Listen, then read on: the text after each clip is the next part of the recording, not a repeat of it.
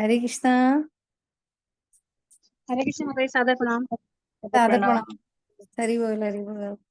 सभी का बहुत बहुत स्वागत। तो नारद जी श्री हमें कृष्ण माता शिक्षा जी। प्रदान करें। हरे कृष्णा। दीपिका माता जी, सचिवी माता जी, राम्या माता जी, शालिनी माता जी, सभी का बहुत बहुत स्वागत। हरि हरि बोल। थैंक यू सो मच, आप लोग टाइम समय पे आकर के और कक्षा को बढ़ा देते हैं और हमारा उत्साह बढ़ाते हैं। हरि बोल। तो नारद जी द्वारा बताए गए 5 सूत्र हो चुके हैं ऑलरेडी। आज छठे सूत्र पे हैं हम लोग। सचिव माता जी मंगलाचरण कराइए प्लीज। ओम अज्ञान ओम अज्ञानतिमिरस्य ज्ञानाञ्जनशलाकया चक्षु चक्षुरुन्मीलितं तस्मै श्रीगुरुवे नमः। श्रीचैतन्यमनोभीष्टं स्थापितं येन भूतले स्वयं रूपः कदा मह्यं ददाति स्वपदान्तिकं। वन्दे अहं श्रीगुरो श्रीयुतपत्कमलं श्रीगुरुवैष्णवांश श्रीरूपं साग्रजातं सैगुणरघुनाथान्वितं तं सजीवं सावधेशं सावधूतं परिजनसहितं कृष्णचैतन्यदेवम् श्री राधा कृष्ण पादान सैगणरिता श्री विशाखावितांश्च। हे कृष्ण करुणा सिंधु दीनबंधु जगतपते गोपेश गोपिका कांता राधा कांता नमस्तुते। तप्त कांचन गौरांगी राधा वृंदावनेश्वरी वृषभानु सुते देवी प्रणमामि हरिप्रिये। वाञ्छा कल्पतरुभ्यश्च कृपा सिन्धुभ्य एव च पतितानां पावनेभ्यो वैष्णवेभ्यो नमो नमः। जय श्री कृष्ण चैतन्य प्रभु नित्यानंद श्री अद्वैत गदाधर श्रीवासादि गौर भक्तवृंदा। नमो विष्णु पादाय कृष्ण पृष्ठाय भूतले श्रीमते भक्ति वेदांता स्वामी इति नामिने। नमस्ते सारस्वते देवे गौरवाणी प्रचारिणे निर्विशेष शून्यवादी पाश्चात्य देश तारिणे। हरे कृष्णा कृष्णा कृष्णा हरे हरे हरे रामा राम राम हरे हरे। हरे कृष्ण। हरे कृष्ण। ओम विष्णु पताय कृष्ण भूतले श्रीमती गोपाल कृष्ण गोस्वामी के नाम में प्रभुपाद से साहित्य में प्रकाशयते विच प्रचारं कृतवान साधु भगवत्पादाय ते नमः। हरि बोल। हरे कृष्णा। आप सभी का पुनः बहुत बहुत स्वागत। तो नारद भक्ति सूत्र जैसा कि हमारा टॉपिक चल रहा है और आज हम छठा सूत्र लेने वाले हैं। बड़े 5 सूत्रों तक हमें नारद जी ने बड़ी अच्छी अच्छी शिक्षाएं दी और आगे भी देते रहेंगे। यत ज्ञात्वा मतो भवति स्तब्धो भक्ति आत्मनोति। यत ज्ञात्वा से जानकर मत भवति बन जाता है, मत बन जाता है, मतः बन जाता है। स्तब्ध आनंद से स्तब्ध भवति हो जाता है। आत्माराम स्वसंतुष्ट भगवत संयम व नियुक्त के कारण भक्ति बन जाता है। बहुत सुंदर श्लोक है वास्तव में। इस सूत्र का अनुवाद कौन करेंगे? शालिनी माता जी। जी माता जी। जी। भगवत प्रेम में भक्तिमय सेवा की पद्धति को पूर्णतः जानने वाला उनके प्रतिपादन में उन्मत्त हो जाता है। कभी कभी वह भावानंद में स्तंभ हो जाता है और एवं इस प्रकार परमात्मा की सेवा में संलग्न हुआ वह अपनी आत्मा में रमन करता है। आगे करूँ माता जी? हाँ जी माता जी, आगे करिए तात्पर्य। श्रीमद् भागवतम 1.7.10 कहता है, आत्मारामश्च मनयोः निग्रन्था अपयोरो क्रमे कुर्वन्ते अहेतु की भक्ति मिथ्या भूत गुणो हरिः। यद्यपि जो आत्माराम स्वयं संतुष्ट है वे समस्त भौतिक दूषण से मुक्त है, तथापि वे भगवान की लीलाओं से आकर्षित होते हैं तथा इस प्रकार वे उनकी दिव्य सेवा में स्वयं को नियोजित करते हैं। जब भगवान श्री चैतन्य महाप्रभु ने इस आत्माराम श्लोक की व्याख्या श्रील सनातन गोस्वामी से की तो उन्होंने इसके 61 अर्थ बताए थे तथा वे सभी भगवान की भक्तिमय सेवा की ओर निर्देश करते हैं।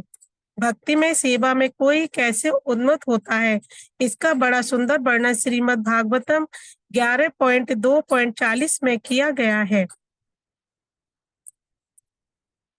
एवं वृत्तः स्वप्रिय नाम कीर्त्या जतानुरागो द्वच्चित्तः उच्चैः हसत्यथो रोदिति रोति रौति गाय तयोन्माद बंत यंतन्ति लोक ब्रह्म।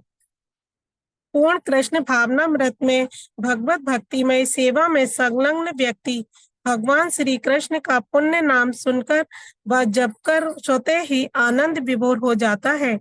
पवित्र नाम संकीर्तन से द्रवित चित्त हुआ वह उन्मत्त मनुष्य के समान हो जाता है तथा ब्रह्म सामाजिक रीतियों की चिंता नहीं करता।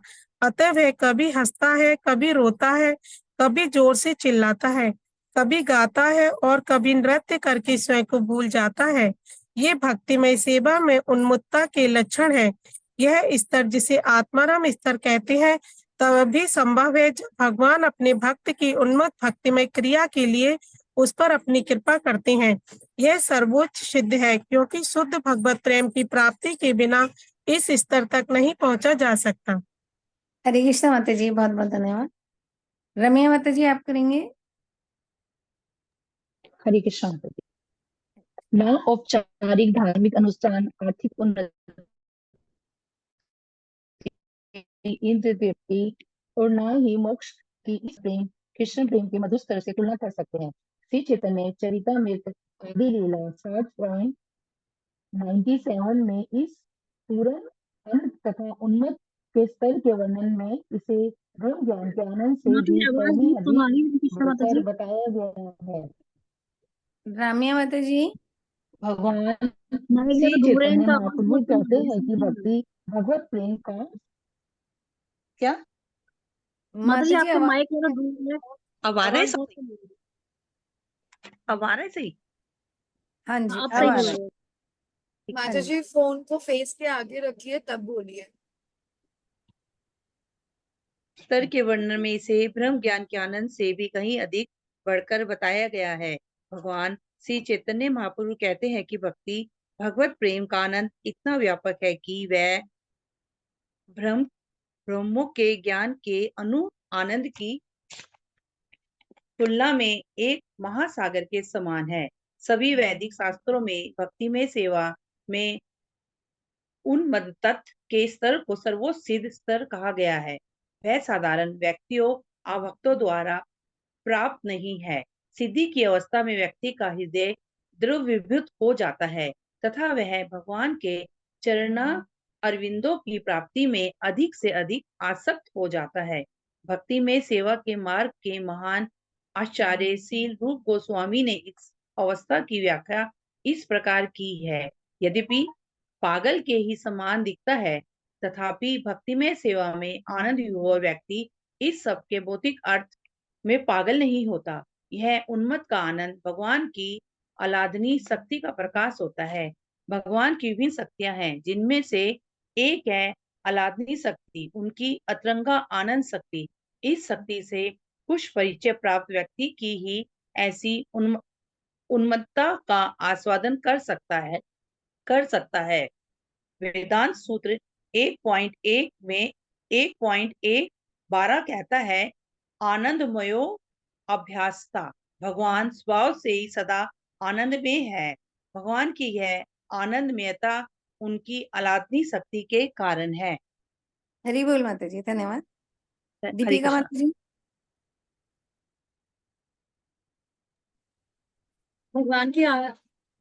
भगवान की आह्लादहीन शक्ति से प्रभावित व्यक्ति आनंद उन्मत्त के विभिन्न लक्षणों का प्रकाश करता है, जैसे हृदय की विवृत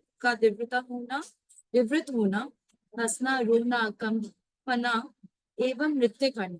ये लक्षण भौतिक नहीं होते, फिर भी जनता द्वारा मान्यता प्राप्त करने हेतु ऐसे आनंदोन्मदा के लक्षणों का प्रदर्शन करना शुद्ध भक्तों द्वारा अनुमत नहीं है। श्रील भक्ति सिद्धांत सरस्वती प्रसाद कहते हैं, प्रेममय सेवा की सर्वोच्च सिद्धावस्था की प्राप्ति से रहित अध्यात्म ज्ञान विहीन व्यक्तियों के कृत्रिम रूप में हंसने, रोने या नाचने से उन्हें किसी मंगल की प्राप्ति नहीं हो सकती। देह का बनावटी हाव भाव सदा त्याज्य न है। व्यक्ति को भक्ति में सेवा की परिधि में स्वाभाविक क्रम के लिए प्रतीक्षा करनी चाहिए एवं उस समय जब कोई रोए, नाचे या गाए वह मान्य है। आह्लादिनी शक्ति को ये लक्षण का कृत्रिम प्रदर्शनकारी व्यक्ति साधारण जीवन यापन में कई उत्पात मचा देता है। प्रामाणिक गुरु के मार्गदर्शन में भक्तिमय सेवा की सिद्ध अवस्था को प्राप्त व्यक्ति भक्ति के विज्ञान का प्रचार कर सकता है, जैसा चैतन्य महाप्रभु ने किया। जब भगवान चैतन्य महाप्रभु जब प्रचार करते थे तो वे नृत्य करते थे तथा आनंद नमाज के अन्य लक्षणों भी प्रदर्शित करते थे। एक बार बनारस में प्रकाशानंद सरस्वती नामक मायावती सन्यासी ने इन क्रियाओं का विरोध किया। उन्होंने कहा, क्योंकि महाप्रभु ने संन्यास लिया था अतः उन्हें ऐसा उन्मत्त ढंग के कार्य नहीं करने चाहिए।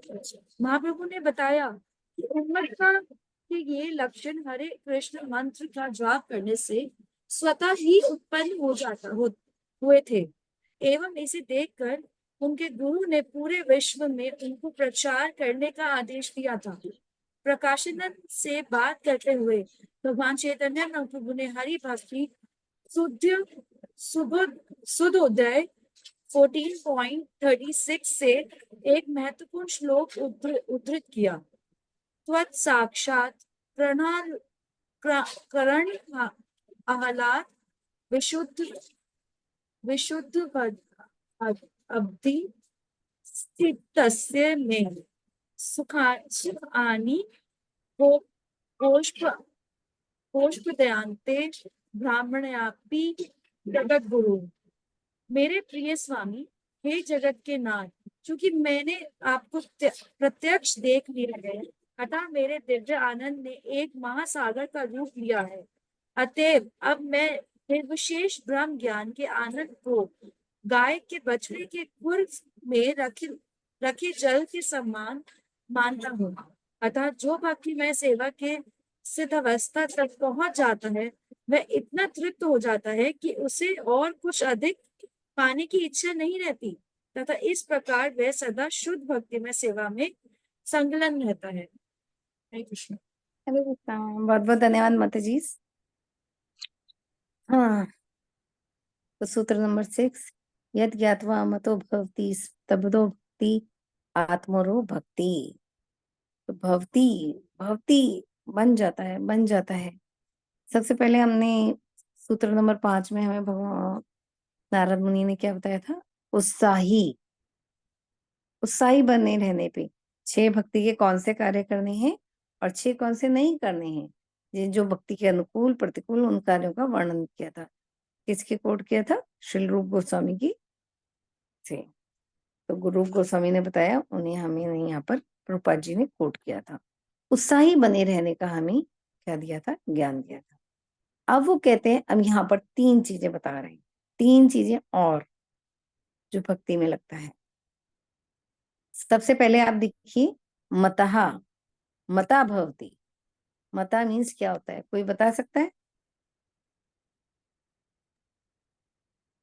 मस्त उन्मत्त। यस, मस्त मस्त हो जाना। नशा। नशा इसका एक वर्ड होता है नशा। उन्मत्त तो है ही है, मगर हम अपनी भौतिक भाषा में देखें तो इसका अर्थ आता है नशा।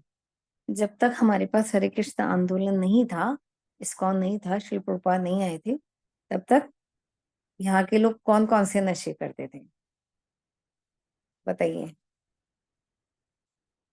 मद, शराब, सिगरेट, चाय, कॉफी।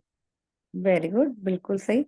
चाय कॉफी भी अभी भी है, शराब, सिगरेट, ड्रग्स, नशीले और निंदा, पदार्थों। एलएसडी वगैरह होते हैं, जो ये तगड़े तगड़े हाँ, नशे होते हैं।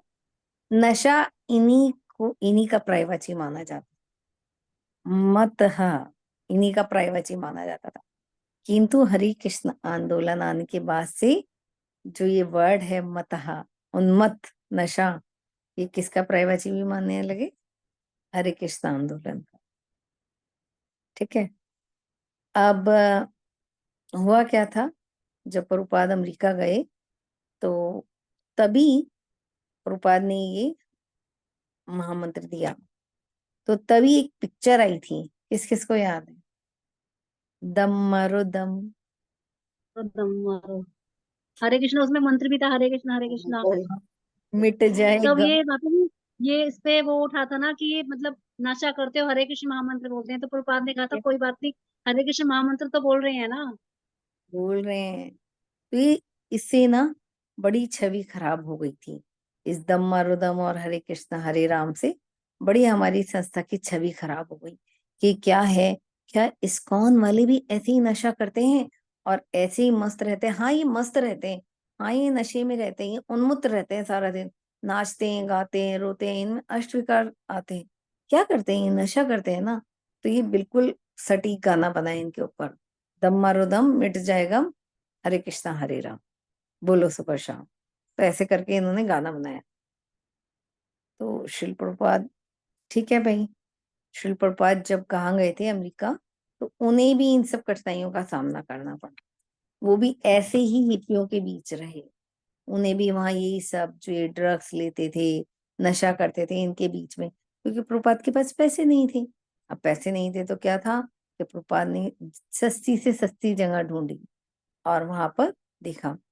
पर प्रभुपाद की क्वालिटी ये थी, उन्होंने इस महामंत्र के जरिए, और जो ये लोग थे, जो ये हिप्पी थे, उनको हैप्पी बनाया। अब ये क्या भाई, इनके पेरेंट्स को बड़ा गुस्सा आया। वो उन्होंने डॉक्टर्स को दिखाया, पुलिस कंप्लेंट कराई, ये क्या हो रहा है, हमारे बच्चे क्या कर रहे हैं, ये अब कोई नशा क्यों नहीं कर रहा है, ये कोई शराब क्यों नहीं पी। हम बात है ना, पिता पुत्र इकट्ठे बैठ के शराब पीते हैं, बचपन से ही सिखाया जाता है कि कोल्ड ड्रिंक की जगह शराब पीनी है।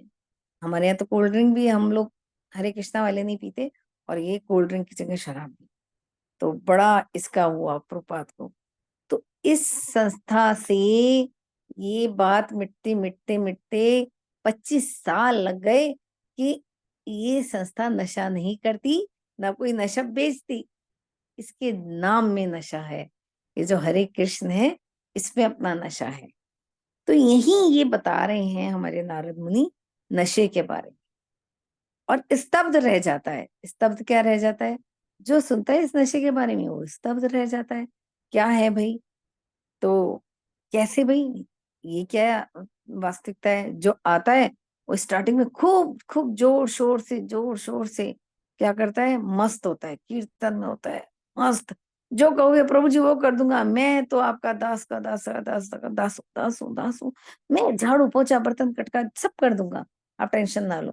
24 घंटे 24 आवर्स सर्विसेज दूंगा, मुझे कोई टेंशन नहीं। तो इस नाम से एक बार इतना ही नशा चढ़ता है।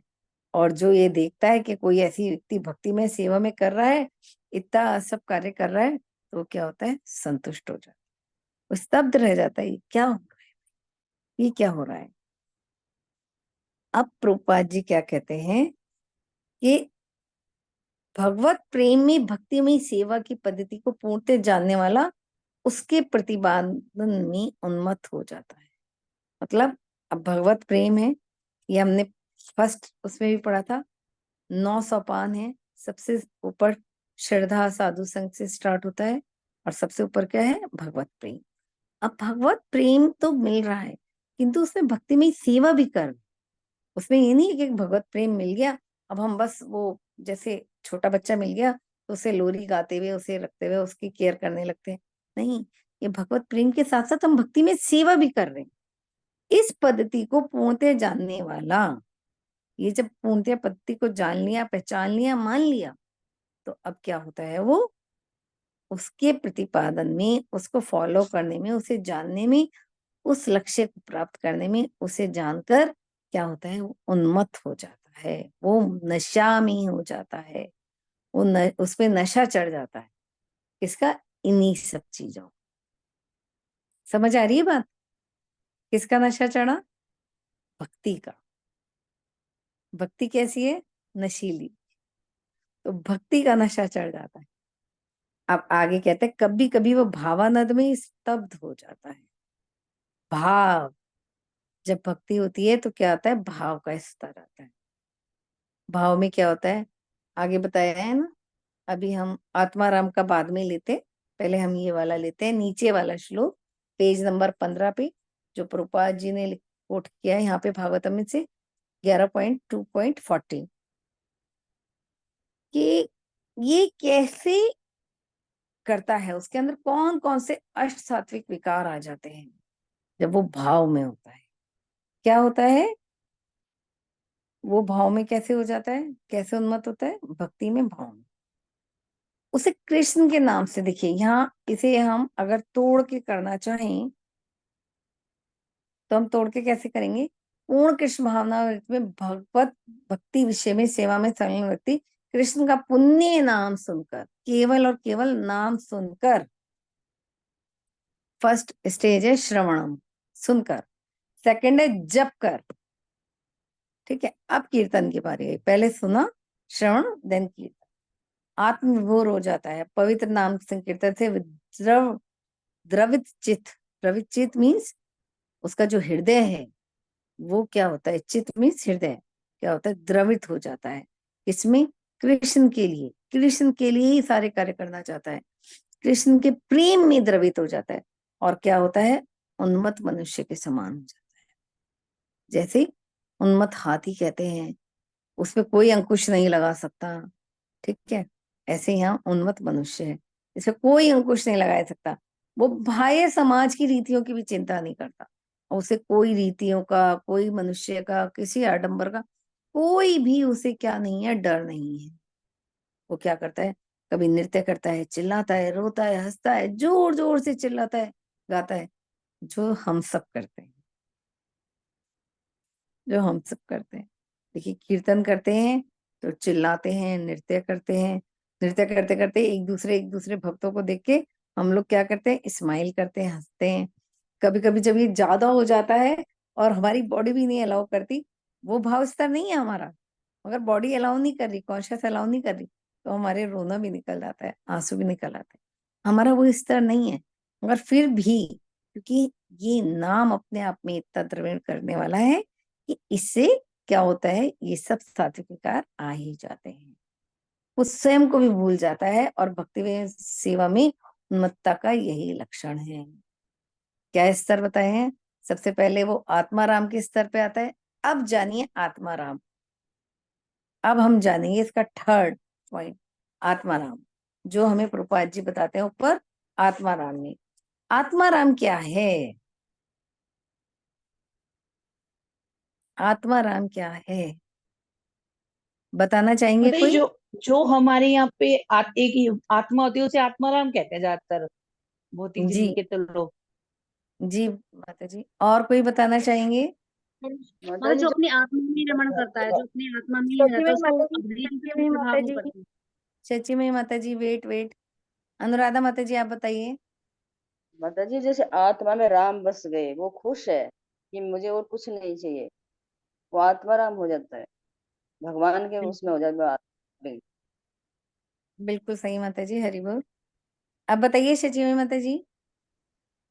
जो माता जी अपनी आत्मा में रमण करता है, वो जान जाता है कि मैं शरीर नहीं, मैं आत्मा हूँ, और उसको बाह्य चीज से कोई प्रभाव ही नहीं पड़ता, वो भगवान की भक्ति में एकदम लीन रहता है। बिल्कुल सही, बहुत बढ़िया, सभी ने बहुत अच्छा आंसर दिया, बिल्कुल सही है। जो स्वयं में संतुष्ट है, अपनी आत्मा में ही आनंद ढूंढ लेता है, स्वयं में आनंद ढूंढ लेता है।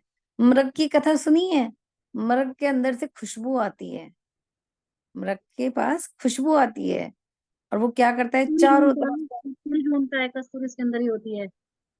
चारों तरफ ढूंढता है। तो यही हम बद्ध जीव का है। हम बद्ध जीव क्या करते हैं, हम खुशी ढूंढने का प्रयास करते हैं, कभी वो सो कॉल्ड शराब में, कभी इस भौतिक जगत में, कभी इस सारे प्रपंच में, कभी रिश्तों में, हम खुशी ढूंढने का प्रयास करते हैं। किंतु हम ये नहीं जानते कि वास्तव में हम वो मृग हैं, कि कस्तूरी तो हमारे भीतर ही छुपी है। अगर हम अपनी आत्मा में जान लें, अपनी आत्मा को जान लें, तो क्या होगा, हम वास्तविकता को प्राप्त कर लेंगे, भगवत प्रेम को प्राप्त कर लेंगे और यही हमारे जीवन का लक्ष्य होगा। पर नहीं, यहाँ पे एक बहुत इंपॉर्टेंट वर्ड आया है इस श्लोक में, आत्मा रामश्च मुनियो निग्रंथे अपि उरुक्रमः। उरुक्रमः किसका नाम है? भगवान का। भगवान का नाम है, भगवान का नाम है। भगवान कृष्ण का नाम है। और बताते हैं आगे, कुर्वन्ति अहेतु की भक्तिम इदम भूतो गुणो हरि। इदम भूतो गुणो हरि, गुण है हरि का। क्या गुण?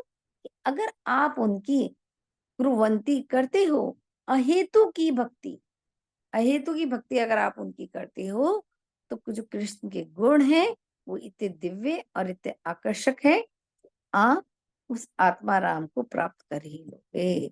आप आत्मा राम बन ही जाओगे, आप अपनी आत्मा की आवाज से पहचान ही जाओगे। तो ये किसका लक्षण है? भक्ति का। ये किसका लक्षण है? भक्त का। अगर भक्त वास्तव में भक्ति कर रहा है तो उसके अंदर ये सारे लक्षण प्रकट होते हैं। क्या होता है?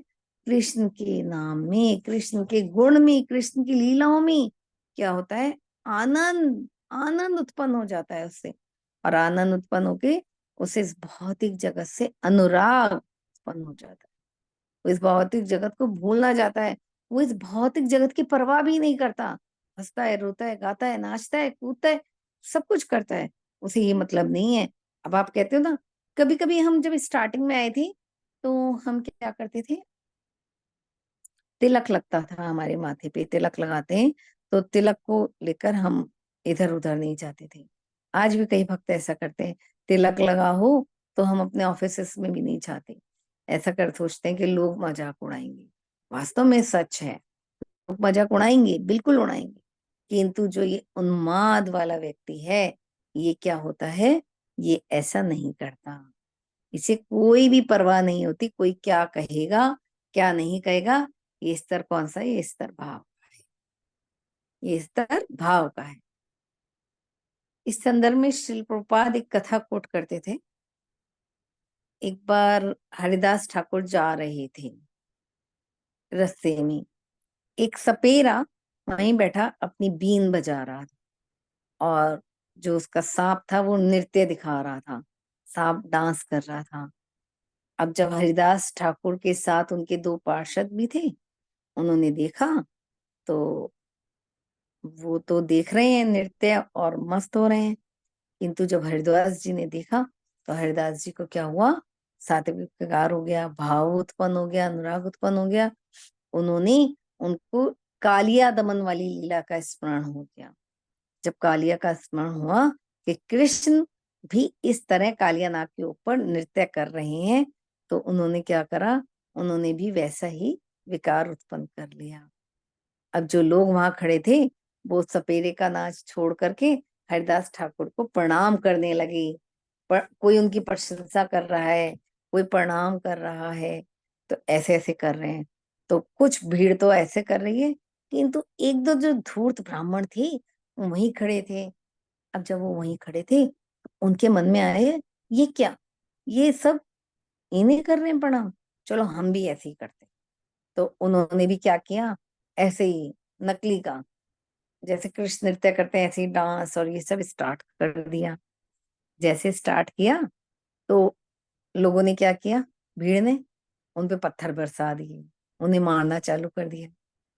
अब वो ब्राह्मण कह रहे हैं आश्चर्यचकित हो गए, भैया जब ये डांस कर रहे हैं, ये ऐसे भाव उत्पन्न कर रहे हैं, तो आप इनको तो बड़ी बड़ाई कर रहे हो, इनके पैर छूने आ रहे हो, इनकी प्रशंसा कर रहे हो, और जब हम कर रहे हैं तो आपने हमें मारा पीटा।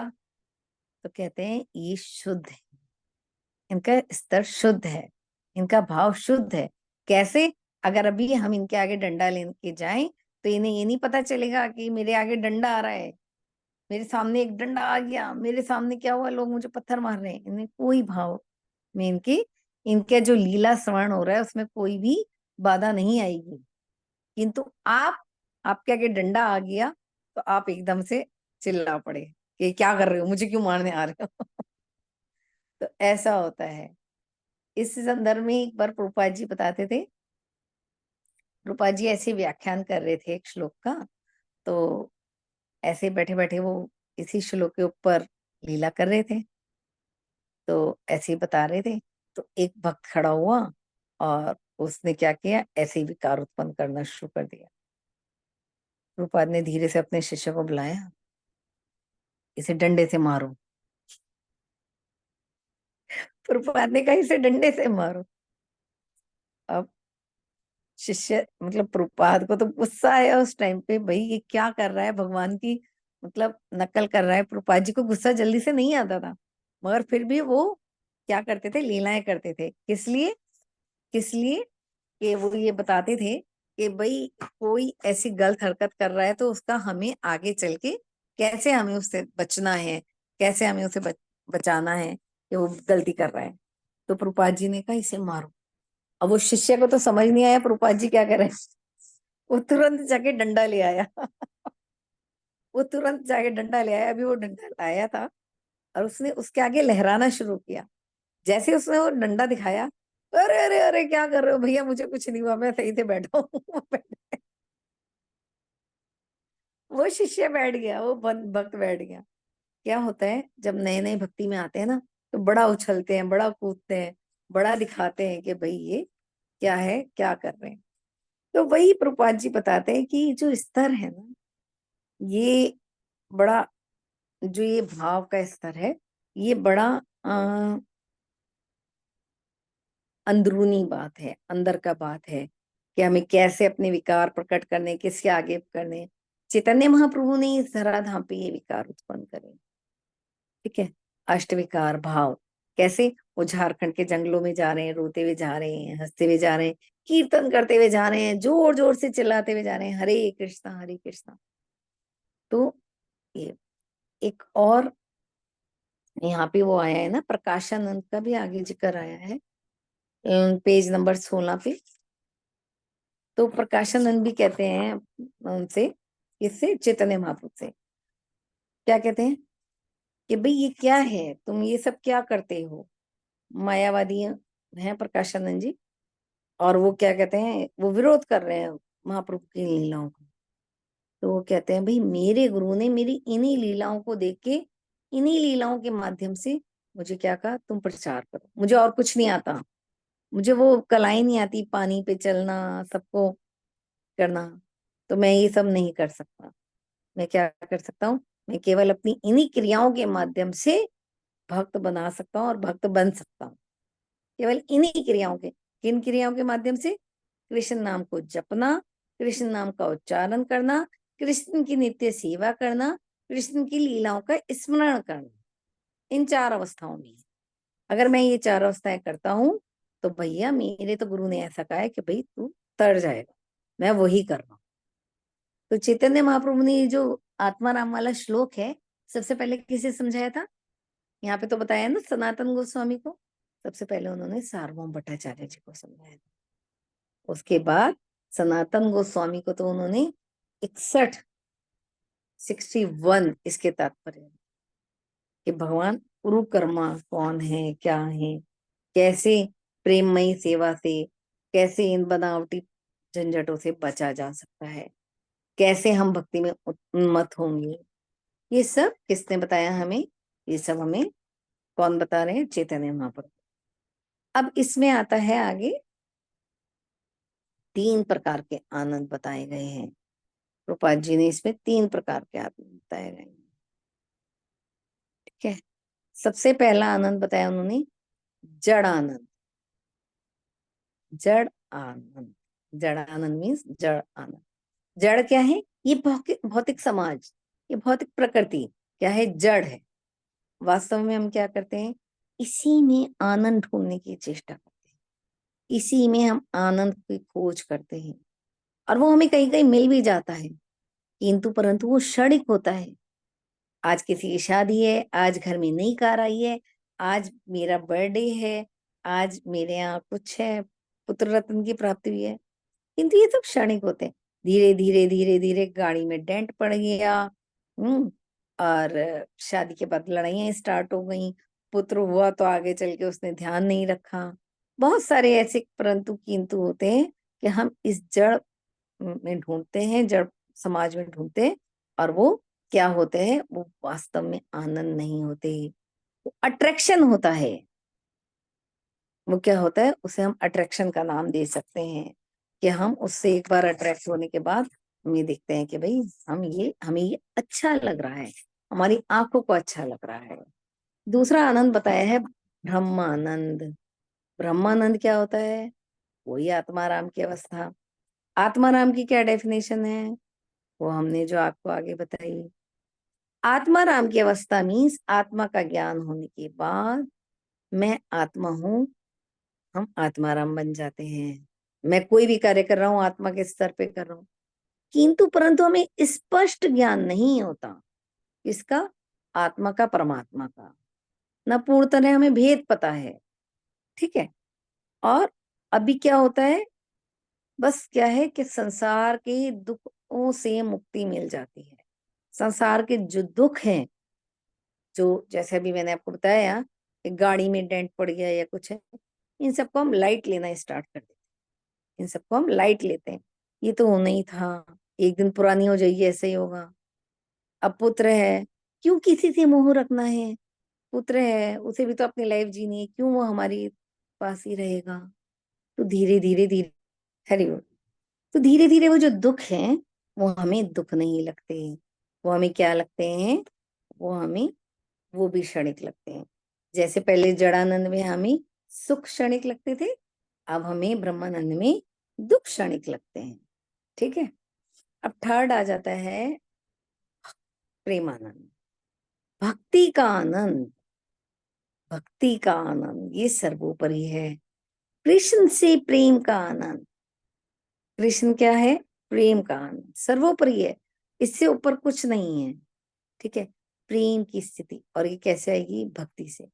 देखिए इधर एक बात बताना मैं भूल गई, अनुराग। अनुराग क्या है, जब तक हमें किसी चीज से अनुराग नहीं होगा, ठीक है, जिस चीज में हमें राग उत्पन्न नहीं हो, तब तक क्या होगा, हम भक्ति में आगे नहीं बढ़ पाएंगे। अब जो हमें आत्माराम की डेफिनेशन दी गई है, उसको अगर हम शॉर्टकट में समझना चाहें तो हम कैसे समझेंगे। क्या दिया हुआ है कि जिस स्तर पर हम इतने योग्य हो जाएं, जिस स्तर पर हम इतने योग्य हो जाएं कि कृष्ण का आमने सामने दर्शन कर सके। देखिए अभी हमने क्या पीछे कथा करी थी हरिदास ठाकुर की। ठीक है। उन्होंने इस भौतिक जगत में रहते हुए एकदम कृष्ण का क्या ध्यान कर लिया, कालिए का ध्यान कर लिया ना, कालिया लिया का ध्यान, कालिया नाग का ध्यान कर लिया। तो एकदम कैसे उन्होंने कृष्ण से आमना सामना कर लिया। ठीक है। कृष्ण के आमने सामने हम दर्शन पा सकते हैं, तो ये स्तर भाव का है।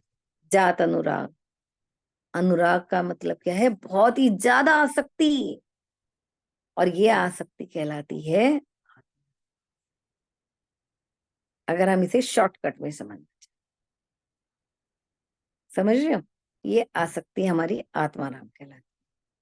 तो अब हम प्रेमानंद के बारे में बात कर रहे थे। तो जो आत्माराम है वो आमने सामने कितने कितने लोग होते हैं, कोई शुद्ध वैष्णव, कोई परम वैष्णव, जो प्रोपाट डिसाइबल्स कह सकते हैं हम, जिन्हें जिन्हें चैतन्य महाप्रभु कहते हैं, उनकी कृष्ण के से आसक्ति थी। ठीक है। गुरु महाराज की, गुरुदेव की कृष्ण से आसक्ति, तो वो क्या थे, आत्माराम। किंतु हम सब अभी कौन से स्तर पे हैं, जो कि दुखों को भी क्षणिक में ले लेते हैं, पर अभी वो वाला स्तर नहीं आया कि कृष्ण से आत्म साक्षात्कार कर सके, कृष्ण के आमने सामने हो सके।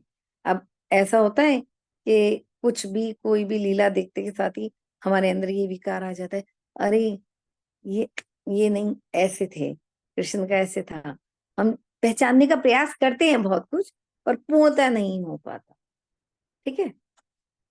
तो अब प्रेमानंद की जो स्थिति बताई गई, ये लास्ट का जो श्लोक है, जो हरि भक्ति सुध्यों से लिया गया है, मेरे प्रिय स्वामी हे जगत के नाथ, क्योंकि मैंने आपको प्रत्यक्ष देख लिया है, अतः मेरे दिव्य आनंद ने एक महासागर का रूप ले लिया है। अतः अब मैं निर्विशेष ब्रह्म ज्ञान के आनंद को गाय के बछड़े के खुर से रखे जल के समान मानता हूं। सारा निचोड़ दे दिया। प्रेमानंद क्या है, और यहाँ का इस भौतिक जगत का आनंद क्या है। इस भौतिक जगत का आनंद है, गाय का खुर देखा है किसी ने? गाय के जो पैर होते हैं उसे खुर कहा जाता है। अब उस खुर के अंदर अगर हम जल लें तो कितना जल होगा? जो नारियल पानी होता है, नारियल का कटोरा होता है, उस नारियल का कटोरा ले लो तो उसमें जल है उतना या उससे भी कम कभी कभी, तो उसमें कितना जल आ जाएगा और एक समुद्र में कितना जल आएगा। अब एक समुद्र में कितना जल आया? अनगिनत, असंख्य, अनलिमिटेड। और उस खुर में कितना आया? इतना। तो प्रभुपाद जी यहाँ कहते हैं भक्ति की तुलना ब्रह्मानंद से भी तुच्छ है। क्या है? उस प्रेमानंद के है। गाय का सुर क्या है? ब्रह्मानंद है। जो हमें ब्रह्म में ज्ञान हो रहा है, ब्रह्म का आनंद आ रहा है, वो गाय के खुर के समान आनंद है। वो अभी हमें टेस्ट करने के लिए दिखाया गया है। कभी कभी हम कहते हैं ना पानी पूरी वाले के पास जाके, हमें पहले पानी टेस्ट कराओ, टेस्ट आएगा तब हम और खाएंगे, कहते हैं ना। तो ये वही है।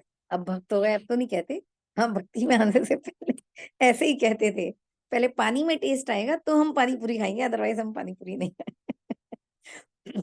कहोगे माता जी आज आप सारी परतें खोल रहे हो, सारी दिल की बातें सही बात है। तो ये जो है वो ब्रह्मानंद है, और ब्रह्मानंद भक्ति की तुलना में तुच्छ है। मतलब अब जो प्रेम है, प्रेमानंद है, वो किसके समान है? जो पानी समुद्र में है उसके समान है, उस समुद्र के समान है, उस आनंद के समान है। इतना आनंद है उस प्रेमानंद में। वो प्रेमानंद कहाँ से प्राप्त होता है? अब ये आ गई बात, बताइए कौन बता सकता है? शुद्ध भक्ति से प्राप्त होगा ना प्रेमानंद। शुद्ध भक्ति से प्राप्त होगा, बिल्कुल ठीक।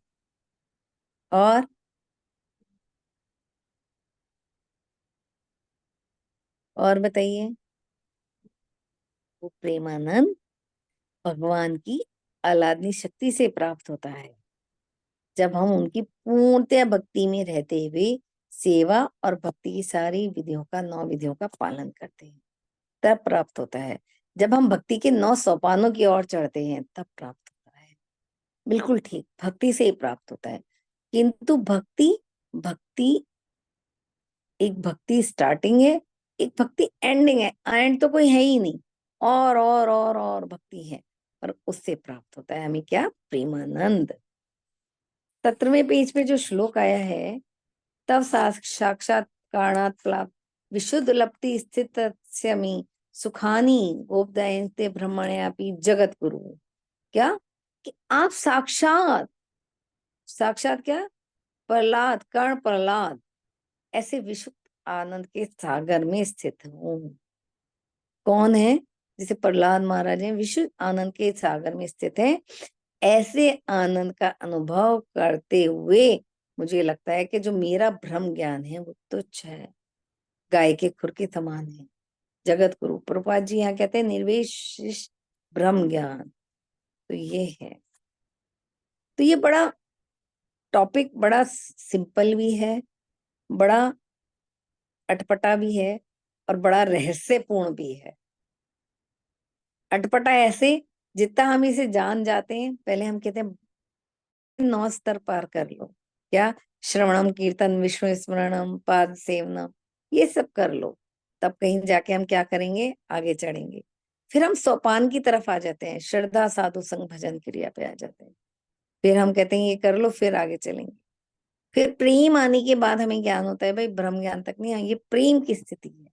तो ये रहस्यपूर्ण है। तो ऐसे ही हमें रहस्यपूर्ण भक्ति के स्तर को ये नारद जी क्या कर रहे हैं? बड़ा निचोड़ के, बड़ा कृपा करके हम पे बताने का प्रयास कर। ठीक है। अब यहाँ पर प्रभुपाद जी से एक बार उनके शिष्यों ने पूछा कि प्रभुपाद जी ये बताओ, आपने ब्रह्म ज्ञान को, ब्रह्मानंद को इतना मतलब प्रेमानंद से भी छोटा बता दिया है। अब आपने अपने शिष्यों का नाम क्या रखा है? ब्रह्मानंद। ऐसा क्यों रखा?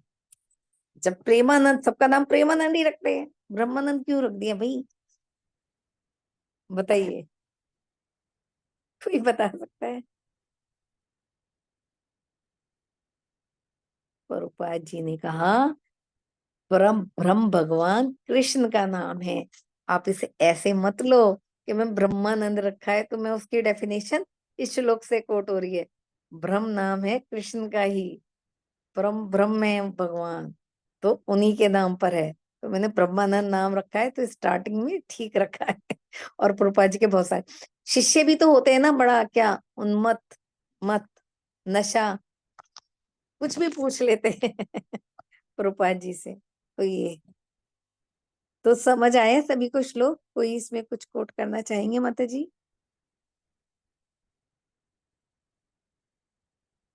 माता जी, इस आनंद का हम कुछ कुछ अनुभव ना कार्तिक में फेरियों में कर सकते हैं। वहाँ हम 2 घंटे तक नाचते हैं और कीर्तन करते हैं, हमें पता ही नहीं चलता कब टाइम बीत जाता है और इतना आनंद आता है। तो वो इसका हम कुछ 0.1% कुछ भी हम महसूस कर सकते हैं उस टाइम इसको। बिल्कुल सही माता जी। माता जी अगर हम ये शुद्ध रूप से हम कीर्तन करें, हम अपने घर में हम अपना जपा करें, तो ये आनंद हमें घर में भी प्राप्त हो सकता है।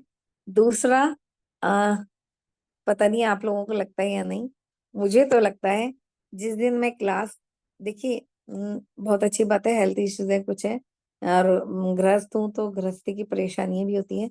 पर जब क्लास लेनी होती है या क्लास में हमें एक दूसरे से अपने विचारों का आदान प्रदान करता है होता है, तो यही आनंद मुझे तब भी मिलता है मुझे आप लोगों से ये बात मिलके भी बिल्कुल यही सही है, आनंद, तो उसमें पूरा आनंद हरि मिलता है बोल, सुनने हरि में, बोल, बैठने हरि बोल। में। मुझे आप लोगों से मिलके यही आनंद लगता है।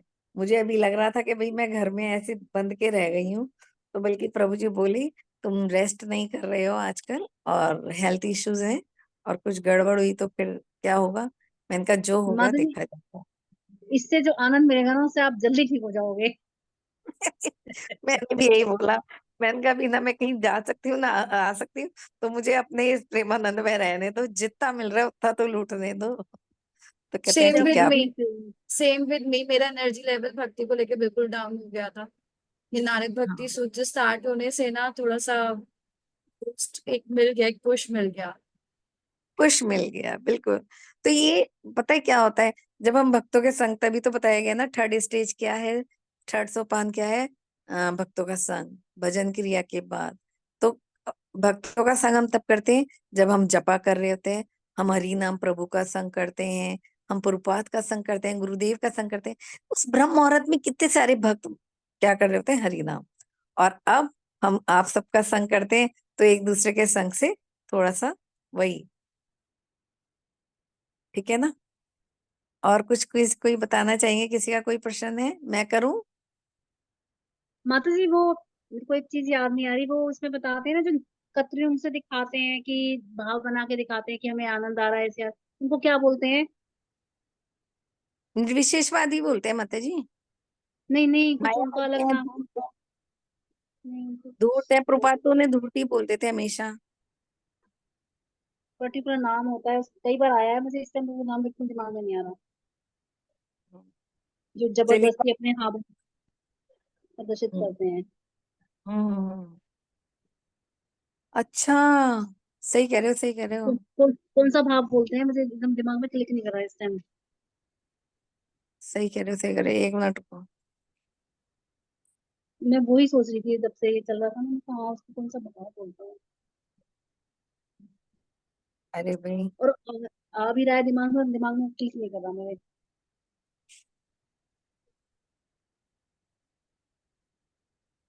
कोई बात नहीं माता जी, कल तक ये सोचेंगे। कृत्रिम प्रदर्शनकारों से हमें सावधान रहना चाहिए ना, जो इस तरह से भाव दिखाते हैं।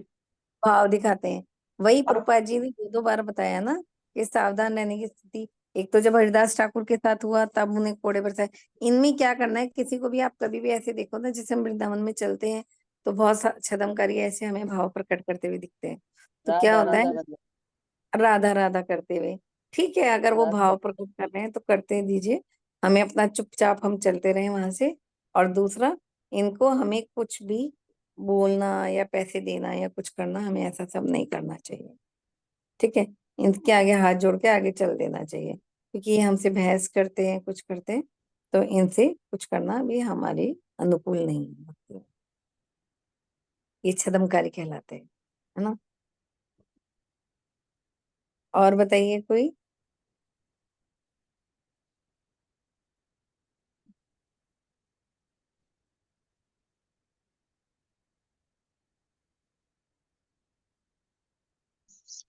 तो हाँ जी बताइए माता। ये माता जी इसमें माता भवन में जी स्तब्ध हो जाता है। स्तब्ध का मतलब तो हैरान है ना, हाँ जी, आश्चर्य होना। इसमें आश्चर्यचकित। आनंद आनंद से स्तब्ध। आनंद से स्तब्ध है माता जी। और जो नशा करते हैं वो ये ना स्तब्ध हो जाना वो भी है कि जो दूसरा जना हमें देख रहा है कि कैसे नशे में नाच रहे हैं।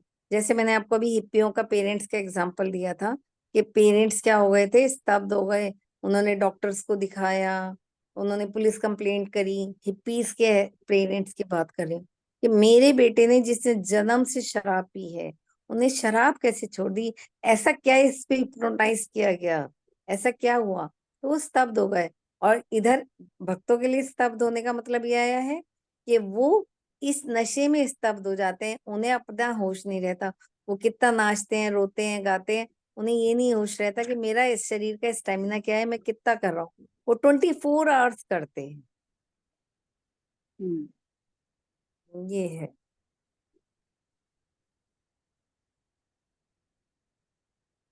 सही है ना।